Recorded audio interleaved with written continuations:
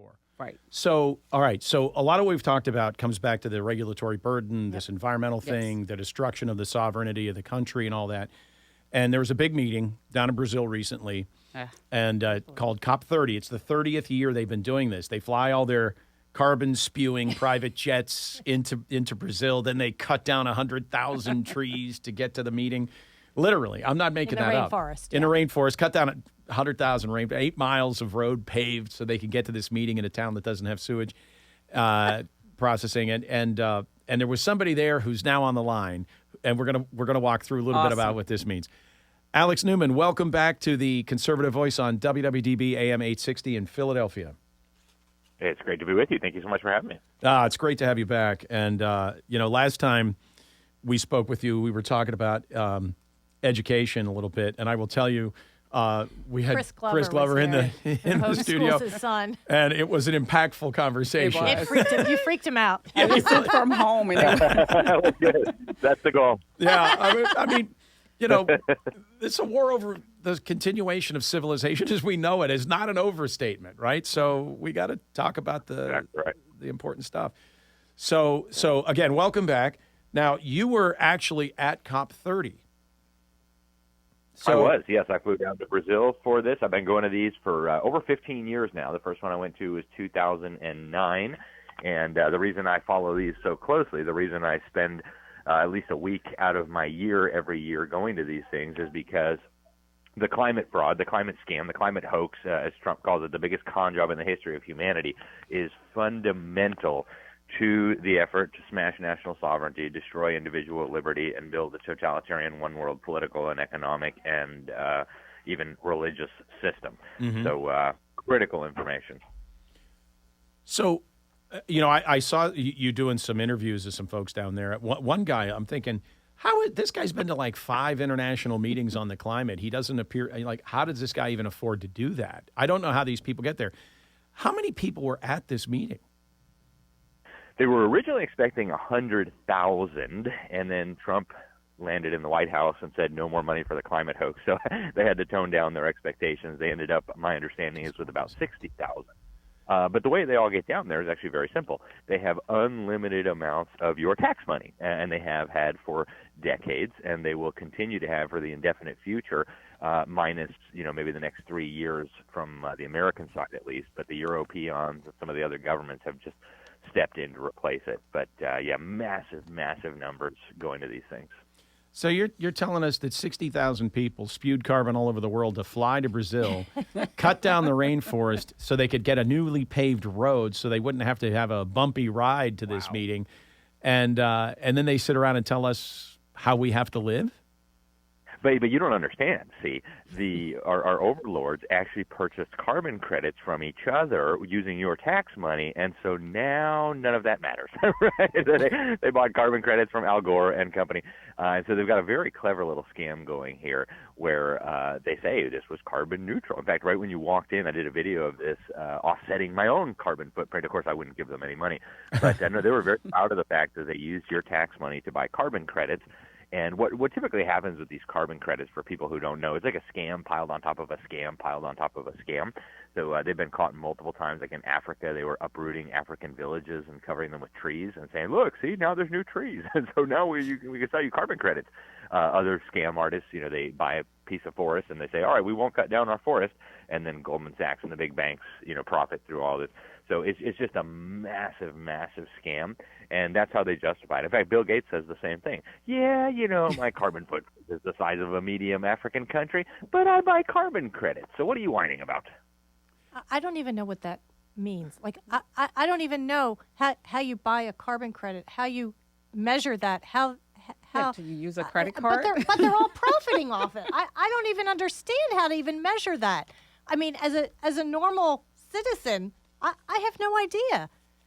But carbon accounting is all the rage now. See, there's like a whole there industry you go. around. I had a degree in finance, but they didn't teach me that. Yeah, that wasn't a thing then.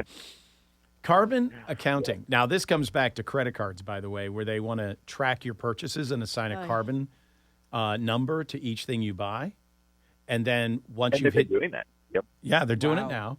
You can get a special credit card that'll deliver you that number so you can see it if you want to be a good person.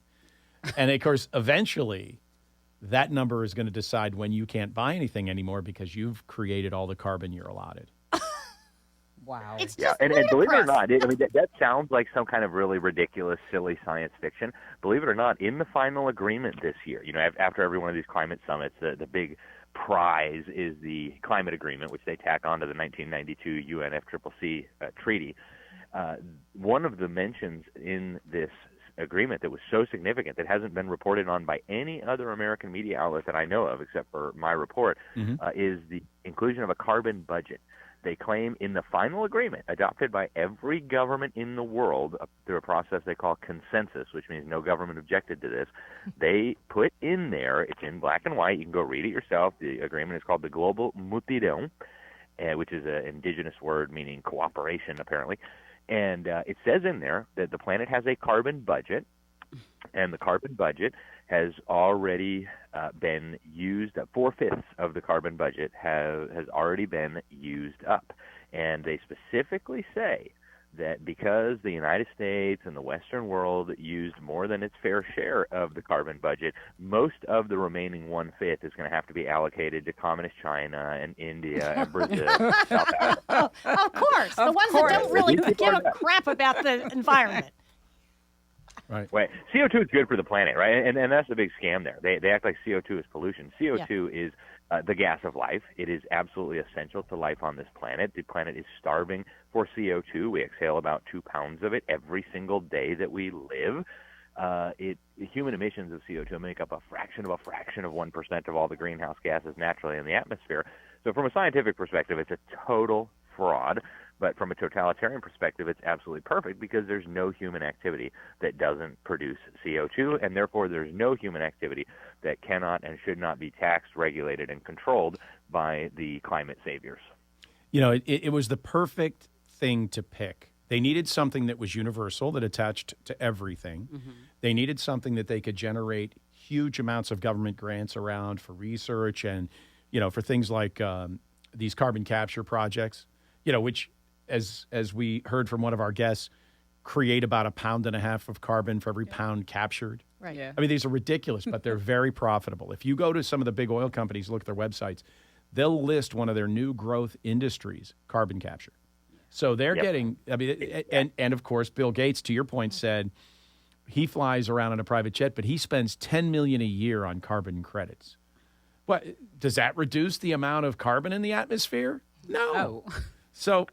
So it is all a scam. But boy, there are people who take this as a religious issue almost. I mean, they are living in absolute fear that carbon's going to go up from 0.004% of the atmosphere to 0.004001% of the. I mean, it's nuts. I mean, so putting this in context. From the carbon that we're looking at now, we're around 410 to 420 parts per million, right? And that's right, yeah. And if you go back, I saw a great analysis where they go back and they take core samples. They go back 140 million years. We were 2,500 parts per million. And I always say, well, that's because 140 million years ago, there were a lot more V8s. No, I mean, the reality is you can prove that they're lying in so many different ways.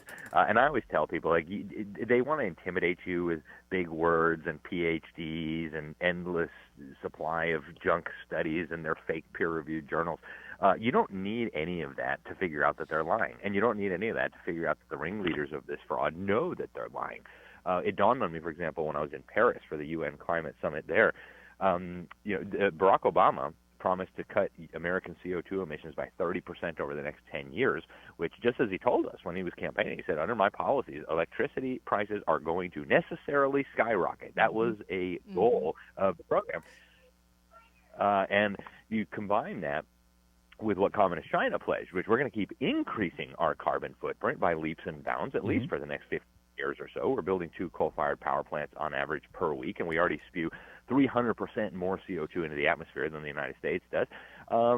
Any sensible person who actually thought carbon dioxide was pollution would have recoiled in horror at that. Wait, what? You're going to shut down American industry, which releases very little CO2, to move it to China, where they're going to dump massive amounts of CO2, and you're celebrating this? Wait a minute here.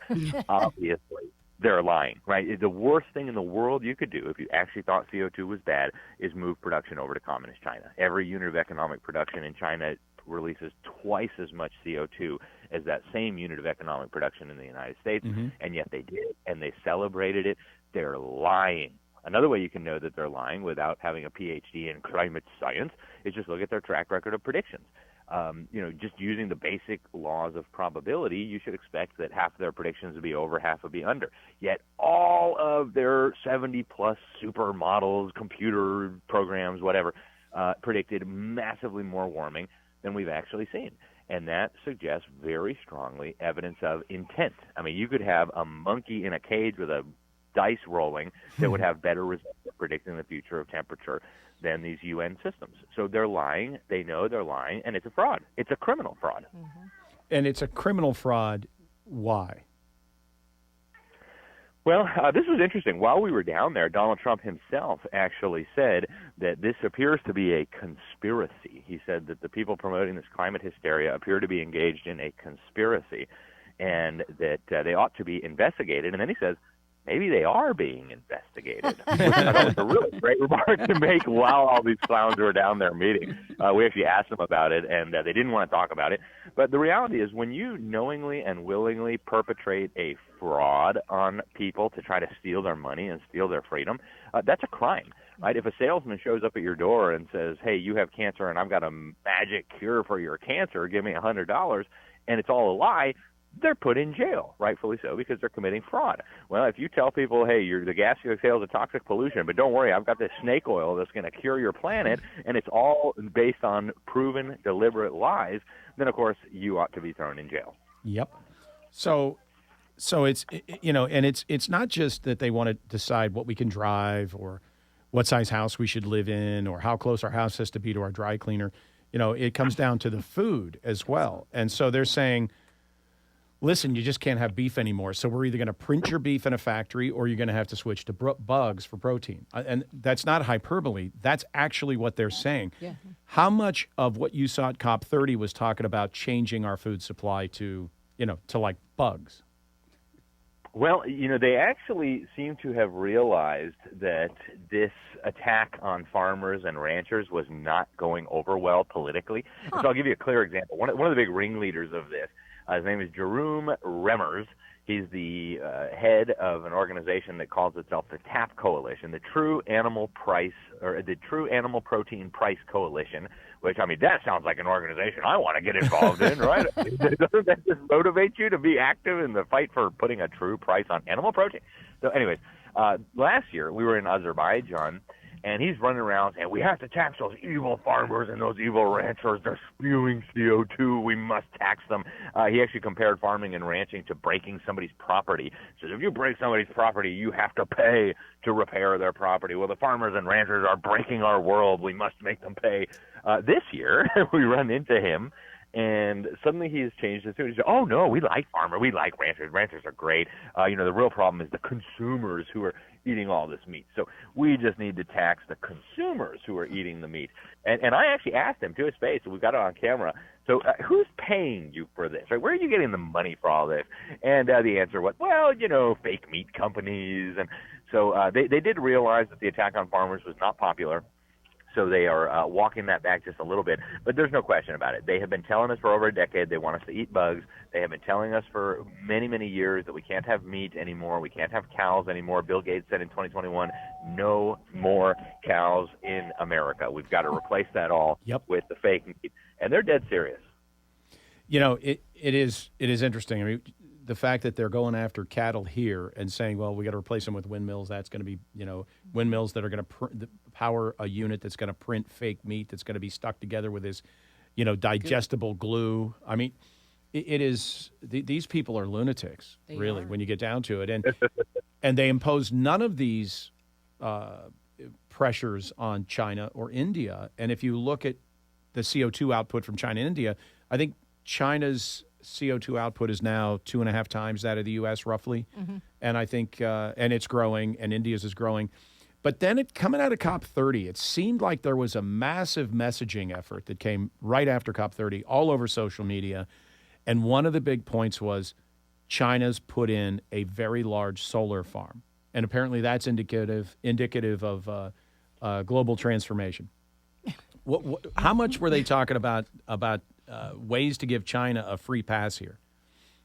I mean, it's funny you asked that. I've been trying to sound the alarm about this for so long. Just this week, I had a big piece published in the Epic Times. Most of my work on the Climate Summit was in the New American magazine, so I encourage people to go check that out. It's at thenewamerican.com. Our next issue of the magazine is going to be devoted to this, a lot of key information. But on this China issue in particular, I did a big piece just now for the Epic Times about how the CCP was really the big winner of the COP30 summit and this whole climate process in every possible way, right? They're getting their Western counterparts to commit national economic suicide. These Western governments are mandating solar panels, windmills, all this garbage, and they're subsidizing it with tax money, and they're buying it all from Communist China. So Communist China is running the factories that produce these idiot solar panels and windmills with coal power, of course, and then they're selling it to us. Because it's and reliable. They get a double benefit. Right, exactly. Well, they get a double benefit from this, right? On the one hand, they're extorting us for a bunch of money by having our governments mandate this and then buy garbage, green, quote-unquote, energy products with our tax money. And on the other side of this, they're handicapping our economies by forcing us to rely on expensive, unreliable, ridiculous fake energy sources like solar panels and windmills. So they're benefiting all around from this. And I encourage people to look into this because really that, I think, is one of the key agendas here. This whole climate process is being used to deindustrialize what we used to call Christendom, what we used to call the free world. You don't want Christendom or the free world to have the industrial might to be able to sustain itself, preserve its institutions, protect its liberty and its sovereignty. Right. Instead, we're moving economic power, which, of course, military power follows right after, to Communist China and the hostile regimes, the pagan regimes of the world. This is being done very deliberately. These people are not stupid. They're many things, but they're not stupid.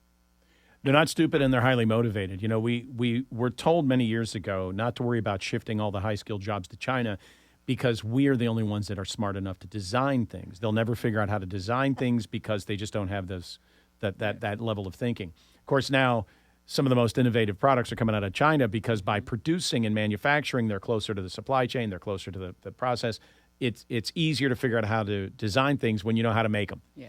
So that's all, that was another trope. We've trained all their scientists and engineers at our elite universities at our taxpayer expense. That's another point. I mean, the fact that now we're realizing the number of students the Chinese Communist Party is sending here. And believe me, if the party doesn't support it, you're not leaving China to study, right? You're not going to get to the U.S. to study if the party doesn't support it. Right. So now we're told that U.S. universities won't survive if we don't continue to fill them with people from China. That's insanity. So, yeah, we've exported the intellectual property. We've exported the training. We've exported the manufacturing. And now, of course, they design their own products. They make it. They have all of that power, as you said. And, yes, military power follows. I think it was about 15 years ago that China bought their first naval vessel, that was designed specifically to take out aircraft carriers. Now, you think they've learned a couple things in the last 15 years with all the technological advancement? They make every computer and phone. I mean, there's nothing they don't have. So it is a very smart thing, to your point, to use climate and these other tools to force these Western nations, or Christendom, to transform into a different thing that can be more easily conquered from within and without. Yep, and that's exactly what's going on here. People need to understand. Just like the revolutionaries, the Students for a Democratic Society, Bill Ayers, a little terrorist group, the Weather Underground, they used to say back in the 1960s, the issue is never the issue, okay? The issue is always the revolution. The issue is not the climate change or the environment or the carbon emissions or any of that. Right. The issue is the revolution. How do we undermine the free world? How do we build up our geopolitical foes, so that we can have a new world order, based on these totalitarian principles, rather than based on the traditional principles that undergirded the West, the United States of America, the idea that God gave us rights. And that's what they're doing through this entire process. And they're pretending like it has something to do with the climate for the suckers to be able to go along with it. And now you touch on something so the cultural problem with the West that these people want to destroy is this. I think there are two issues here. One is that in the West, corruption is not considered a normal part of government, right? It's something that Western citizens don't accept handily.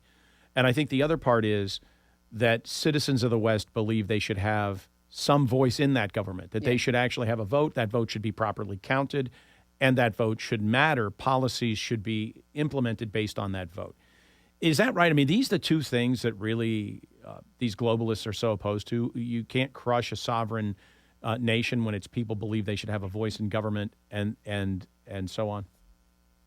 I think that's the essence of what's going on here. And the Trump administration has been aware of this. If you go back to 2017, Rich Higgins, who was the director of policy and planning at the National Security Council, one of the top people there, wrote the Higgins memo, where he said that we now have an international coalition of communists, socialists, jihadists, Islamists, LGBTQ people, and globalists, et cetera, on down the line, all working, he said, to destroy the United States of America, not just as a nation, but as an ideal. And I think that's the crux of the matter. Right? It's not the landmass that they don't like. It's not necessarily like the people who live here. It's the ideas that really underpin Western civilization, ideas that our founding fathers put in the Declaration of Independence, like the idea that God gave us our rights. When God said, "Thou shalt not murder," he officially gave you a right to life. When God said, "Thou shalt not steal," he officially gave you a right to property. You cannot have a global slave state if you have all these goobers thinking that God gave them freedom and the protecting us, right? So you got to discredit that, and that's what we're watching now. Yeah, that's what it's about. And if you go back in time, this isn't a new thing. I often refer back to this Club of Rome. We've got about 2 minutes left, Alex. This Club of Rome video that's on YouTube where an Australian journalist is interviewing people from the Club of Rome, and they're saying the problem we have is sovereign borders. We can't implement our global plan because we have to keep dealing with the laws of each country. Some of them have constitutions. It's a real problem. We need to end sovereign nations. And this was a long time. The video was black and white. Wow. So... Yeah. And the Club of Rome in 1991, in their report, First Global Revolution, decided as the Cold War was coming to a close, we needed a new justification for big government and big taxes. And they said, hey, global warming will be perfect because then humanity itself is the enemy, right? I mean, literally, it's in their report. So this is a scam at the highest levels. We've got to expose it. We've got to stop playing along with this. And we've got to inform our neighbors. I mean, Americans already don't believe this hoax. The polls show it clearly. But they're brainwashing our kids. They're extorting our money. And we've got to stop this if we want to preserve our freedom. Yeah, and we've got to stop it. And that means we have to get actively engaged. We can't just hope it goes away. It's not going to go away. Congress is taking no action to defend us. The only line of defense I could see is elements of the Trump administration. Is there something else I don't see? No, that's it. I mean, it's the Trump administration has done some great policies, and I'm grateful for those. But let's remember, he did great policies in the first term, and they all got reversed day one of Joe Biden. So we've got to get Congress to act. We've got to get our states to reject this. We've got to get our local governments to say, no, you're not going to shut down our power plants and our factories. And we've got to get the American people to start demanding an end to this ridiculous fraud. So it's about education. Yeah. Everyone has to be educated on reality as opposed to the scam. That's right. And they've got to begin taking action. Yeah. I mean, lots of messaging. Yeah, they have to get active. You can't just sit by and think that somehow this incredibly powerful funded force is going to stop trying to destroy your world. It's up to the citizens to stop it. Yes. Alex, thank you so much for coming back on The Conservative Voice and for sharing your insights from COP30. We could probably go on for an hour just on this. But thank you, and hopefully you will join us again soon. Yeah, would love to. Thanks so much, guys.